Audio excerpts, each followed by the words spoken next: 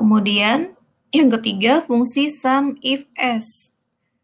Nah, sum if s sebenarnya mirip dengan fungsi sum if, hanya karena di sini ada s, biasanya kalau dalam bahasa Inggris s itu berarti jamak ya. Artinya kriterianya itu jamak atau lebih dari satu. Kalau yang sum if kan kriterianya hanya satu. Sum if s itu kriterianya lebih dari satu. Fungsi ini digunakan untuk menghitung jumlah nilai dari suatu sel atau range yang memiliki dua kriteria atau lebih. Ya, formulanya sama dengan sum if s dalam kurung sum range. Nah, ini beda ya sama sum if. Kalau sum if, sum range-nya diletakkan paling terakhir. Kalau yang sum if s, sum range-nya di pertama di awal.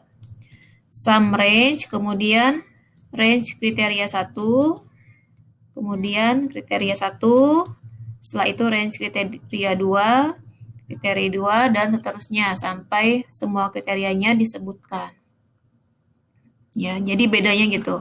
Kalau sum if, range kriterianya, sum range-nya ada di paling belakang. Nah, kita misalkan punya contoh Excel-nya seperti ini. Daftar penerima bantuan. Kalau kita lihat di sini ada kolom nomor, nama, jenis kelamin, status, dan jumlah bantuan. Yang ditanyakan jumlah bantuan untuk laki-laki yang menikah. Ya, berarti kita akan jumlah bantuan khusus untuk yang jenis kelaminnya laki-laki dan statusnya menikah. Jadi yang L dengan M. L dengan BM tidak dijumlah karena belum menikah. Kemudian P dengan M tidak ikut dijumlah karena perempuan. Jadi harus memenuhi kriteria atau syarat laki-laki yang menikah. Berarti L, M. Ya, baru ikut terjumlah. Kita gunakan fungsi sum if sama dengan sum ifs ya. Jangan lupa gunakan S-nya karena kriterianya lebih dari satu. Yang pertama adalah sum range ya. Jumlah nilai yang akan dijumlahkan ya, range nilai yang akan dijumlahkan yang mana? Jumlah bantuan ya. Sum range itu. Maka kita blok jumlah bantuannya. Setelah itu pisahkan. Pemisah ini bisa titik koma, bisa koma ya, tergantung dari Excel yang digunakan ya. Kalau versi Indonesia titik koma, kalau versi US gunakan koma. Jadi bisa beda-beda. Kemudian kriteria range yang pertama, nah ini kan range yang ini ya, jenis kelamin yang memiliki kriterianya L ya.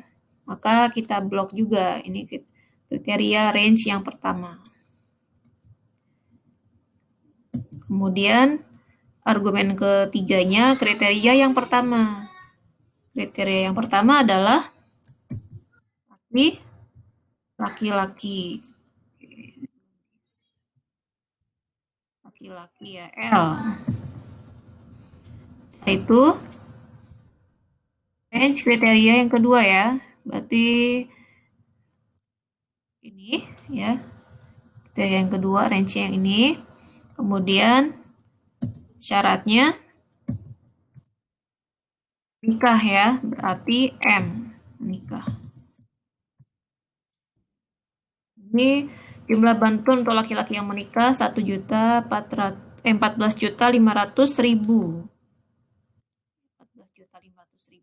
Nah, berarti kan ini ya 5 juta ditambah 4.500.000 berarti 9.500.000 ditambah 5 juta. Betul ya, 14.500.000.